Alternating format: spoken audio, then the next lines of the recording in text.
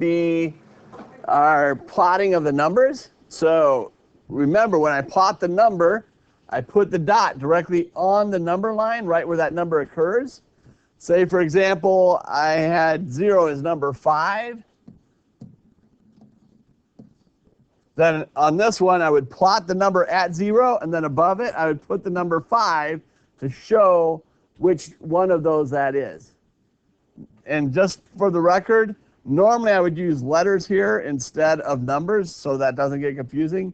But basically, the number that I plotted goes on the bottom. Which problem it is goes on the top. That's how I label it.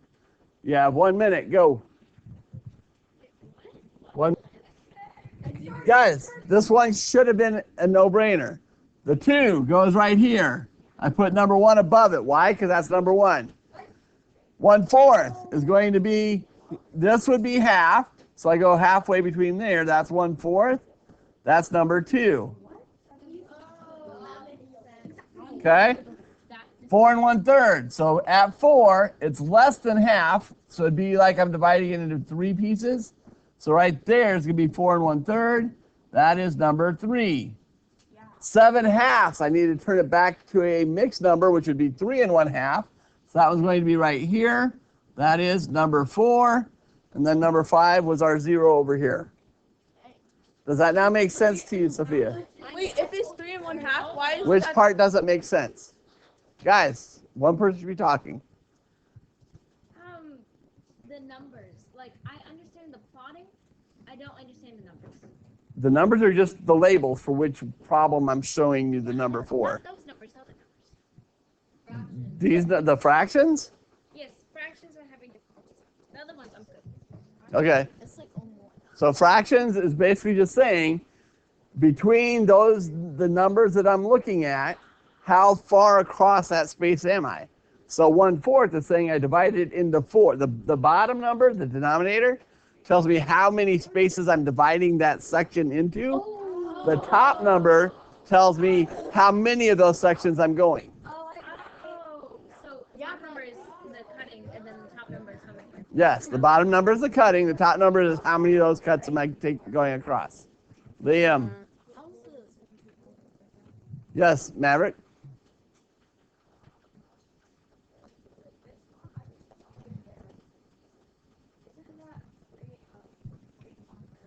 No, 3 1/2.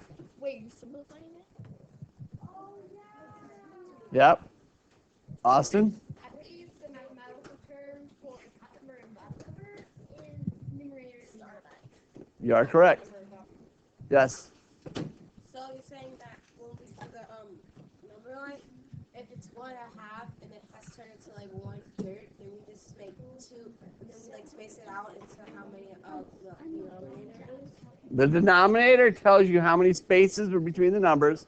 The numerator tells you how many of those spaces am I going. Make sense?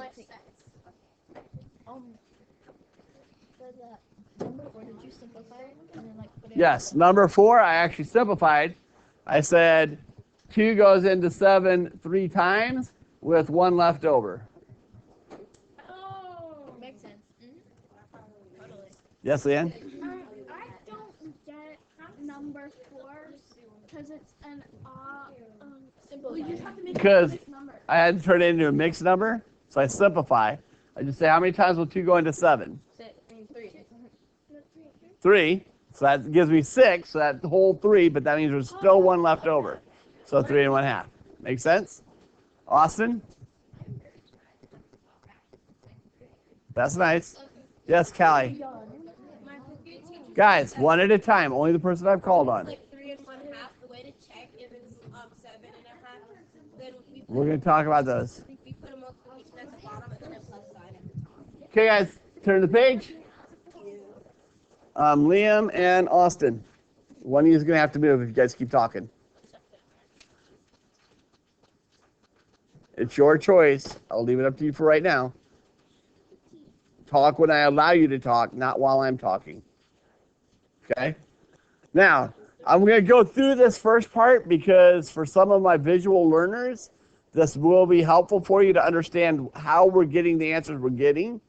But once you guys understand this concept, I'm not using these models anymore. They're far more difficult than the math is. I just want you to be able to visualize what's happening and why we get the answers that we get, okay? So our first one, if I look at the numbers 1/2 and 1/4, we've shown you that the way I can determine an answer using a rectangle is by multiplying our sides, right? So if I use a rectangle and I divide one side into halves, everybody can see I've divided it into half this way, right? And I divide the other side into 1/4, then I can also visualize what's happening when I do this math. So for example, if I did 1/2 times 1/4, you can see the 1/2, I've used the red shading, right? So how are the factors 1/4 times 1/2 represented in the model? The blue shading shows the 1/4 side, right? So blue shading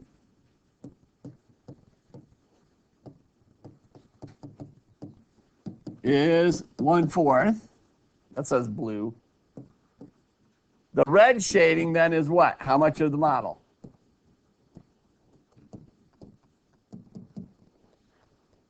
One half. Because I've gone this way, so I'm showing that this half up here, all in red, is 1/2 of the model. Is everybody okay with that? Yeah. Everybody understands that I've just done 1/2 times 1/4. Is everybody not seeing it? Okay. Now, what is the product? In other words, when I actually multiply these, what do I get? Liam? 1/8. How is that shown in the model? Now shown in the model by cutting it in half and then cutting it into fourths and count, basically showing 1/2 of that and 1/4 of that, which goes down into 1/8 of the whole model. Okay, so how is it shown in the model? Billy? So see ones that are colored together. Awesome. That is the one. So the ones that are colored together gets me my, which part of the fraction? 1/8. So what part, which part is that?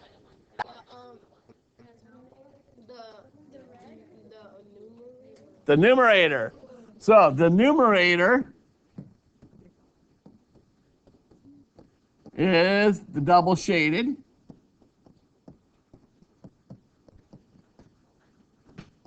And the denominator, where do I get the 8? Austin? How many pieces the box was cut to?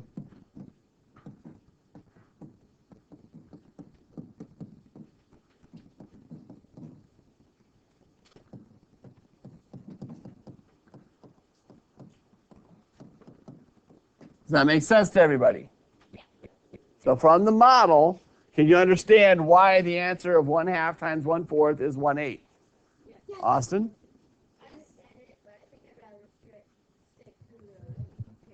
I would too. But there are some people that's actually going to help them visualize exactly why 1/2 times 1/4 is 1/8. Okay. So let's look at the next side of the paper. Now we're going to do 2/3 times 3/5. So before we do that, pull out your highlighter / whatever you guys are using to mark your text. We are going to have another definition. Algorithm. And I'll be honest, guys, I'm very big into algorithms.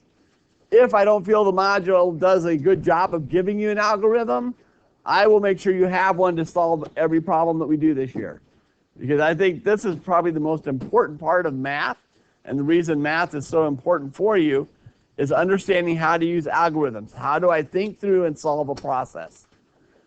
So an algorithm is a process or description of steps you can follow to complete a mathematical calculation. Don't worry about the ampersand. That one's not in yours anyway. Okay? So there is our definition. And this is what we are going to be doing, is developing these algorithms for both fractions and mixed numbers. The fractions ones is really easy. So once you've highlighted this, I want you to work together as a table group. Model 2/3 times 3/5, determine the product. So show me how you're going to do the model, and then, I didn't break it, it's Miss McShann's fault. What'd she do? She didn't lock the page when she built the program. Miss McShann's been doing all the back work on these this year, putting together the smarts, but she sometimes doesn't lock the page, and then if you hit the page, it moves. Okay, you have 5 minutes as a table, go. Okay, on this one, it really doesn't matter which way I did it, but I need to divide one side into thirds and the other side into fifths. So I'm just going to do it this way. Okay? Again, I could have flipped it. Either way is fine. I'm doing 2/3, so 2/3 is getting one direction. So that's 2 of the 3. 3/5 is going the other way, so I'm doing 3 of the 5 the other way. Whoa. I love it when my board does that kind of stuff. There we go. Okay? That should give you the overall picture. So how many did I end up with that have double shading? 6. How many total boxes did I end up with? 15. Is that in simplest form? No, I can divide, and here's where your 4 key numbers come in again, guys. Can I divide them both by 2? No. By 3? Yes. Just go through your 4 key numbers. That will tell you how to simplify. So I know I can divide them both by 3. That gives me 2/5. That should be my final answer. Okay? Now, let's talk about the math. So an algorithm for multiplying 2 fractions less than 1 gives the same product for the model. The algorithm is saying, just do the math. So if I write the numbers down, I'm doing 2/3 times 3/5. What is the rule for multiplying fractions? Liam? You have to, I don't actually know. I was raising my hand for a question. Oh, what was your question? Sorry. My question was, is it possible to split the fractions into fractions and fractions? No. Yes, but that will be when we do dividing. So when you use the word split in English, mathematically, it's talking about dividing. But that'll be our next set of lessons. Leanne? I think the bottom has to be the same. Nope, that's only for adding and subtracting. Wait, just go. Yeah. Callie? Multiply the top and bottom. What do you mean by top and bottom? Multiply the numerator and the denominator. No.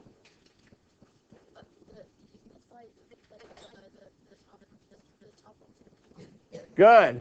So she used the generic multiply top and top, bottom, bottom. In Austin language, that means numerator times numerator, denominator times the denominator. I like the easy way. So top times top, 2 times 3 is 6, 3 bottom times bottom. Then I always check, can I do reductions? Yes, I can divide them both by 3 to give me 2/5. So do I have to draw that whole model and do all those lines? No. I can use the algorithm and just do the math. Now I'm going to show you guys something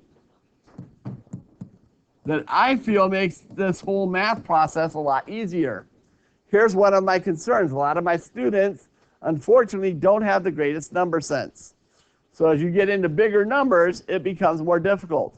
But if you focus on 2, 3, 5, and 7, it makes life easy. And I can say, before I even multiply, I check and say, do I have a numerator and a denominator that I can divide by the same number? Check your 4 key numbers. Is there something on top and bottom I can divide by 2? Billy? But I can't by 3, because I have a 3 here and a 3 here. One on top, one on the bottom, right? So I can divide both 3 and 3 by 3. So 3 divided by 3 becomes 1. 3 divided by 3 becomes 1. Here's the key. It has to be a denominator and a numerator. I need one from each side. Can't do two numerators, I can't do two denominators. But if I do that, watch what happens. Now I just do 2 times 1 is? 2.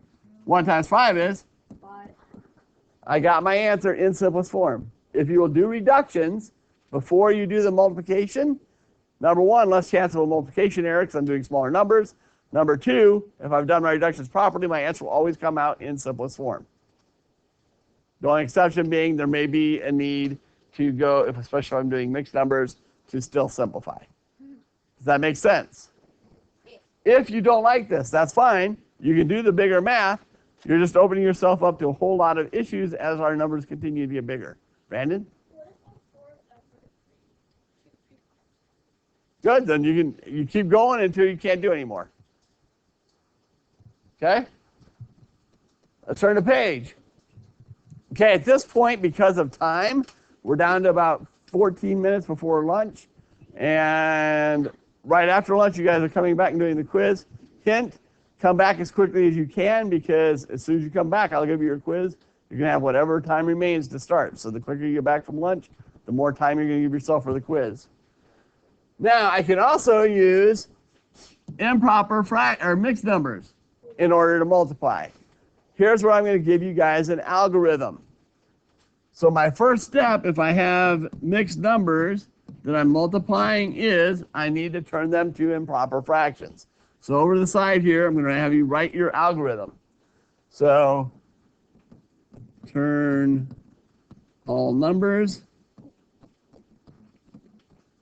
into fractions. So that includes whole numbers. How do I make whole numbers a fraction? How do I make whole numbers a fraction? You multiply the bottom number. Nope, I put it over 1.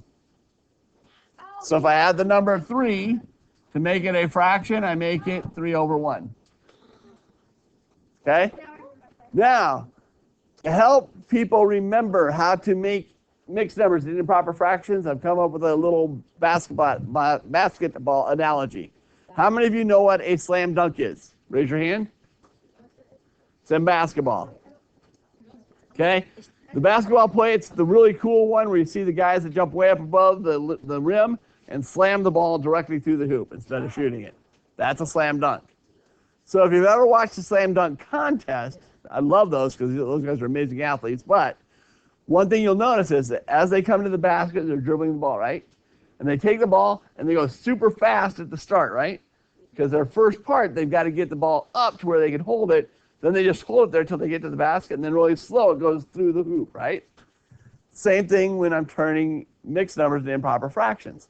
The first thing I do is really fast. So it's just like our windmill. I start at the bottom, just like the slam dunk, and I go really fast. Mathematically, what's our fast operation?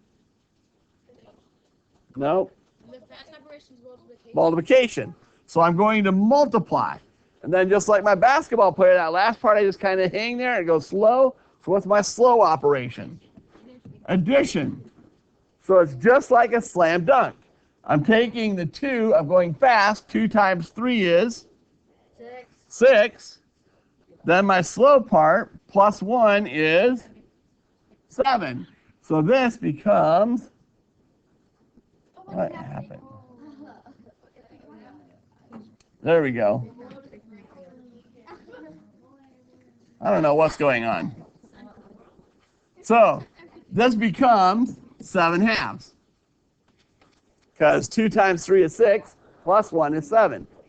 And I do that every time I have a mixed number. So I go fast, then slow. 2 times 2 is plus 1. I check, is there something common factor top and bottom? 2, 3, 5, 7? Nope. And here's one of the keys. I can't do the 2's because they're both bottoms. So even though they can both be divided by 2, I can't do that. They're both denominators. Make sense? Yes. So since I don't have any reductions, then I just multiply. 7 times 5 is? 35. 2 times 2 is? 4. Okay, so we'll add a note here. This is our slam dunk on step 1. Step 2, multiply. Top times top. Bottom times bottom.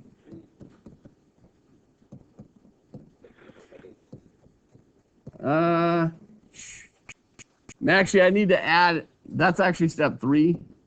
Step 2 is actually reductions. We didn't have any this time, so I skipped that step. But step 2 is actually reductions. So try to do reductions before you multiply. It's going to make your math easier. And then step 4, simplify if needed.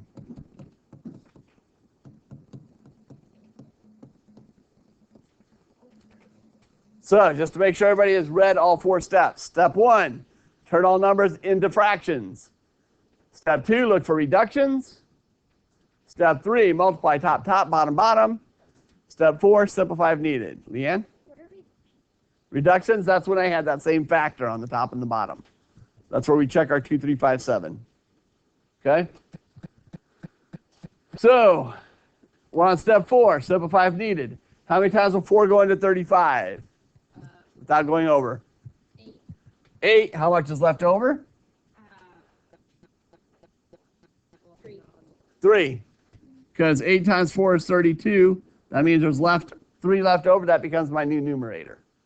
So the actual answer to that problem is 8 3/4. Does that make sense? Yep. Okay.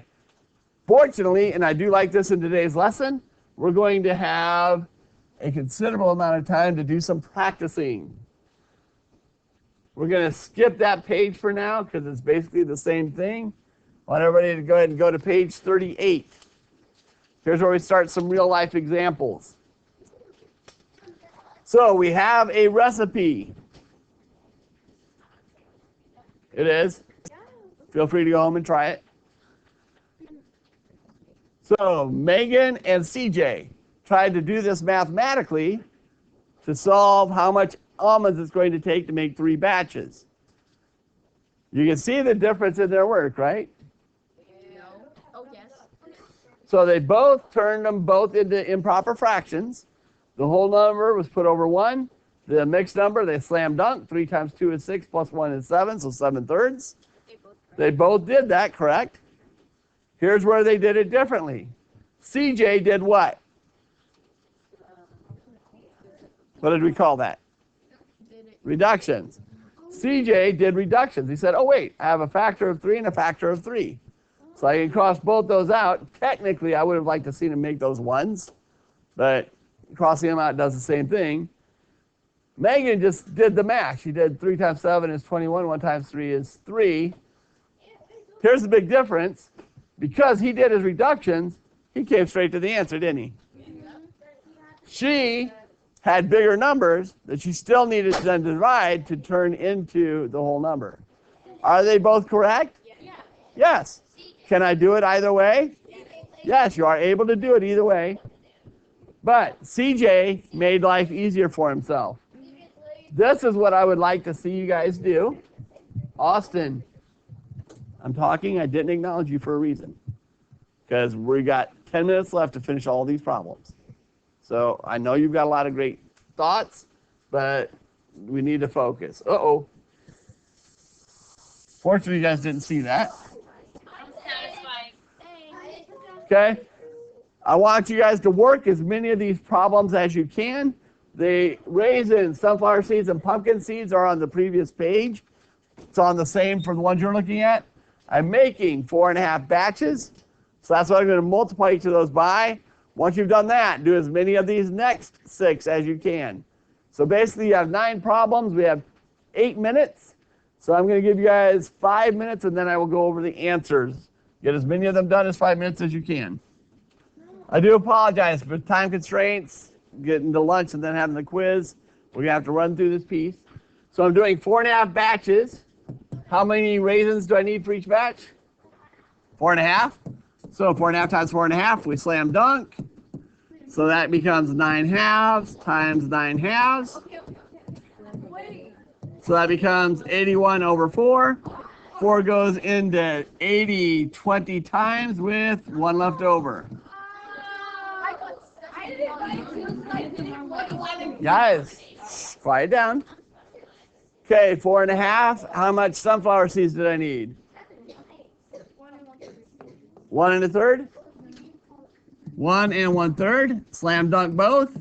So that becomes 9/2 times 4/3. Now here's one where reductions become really good.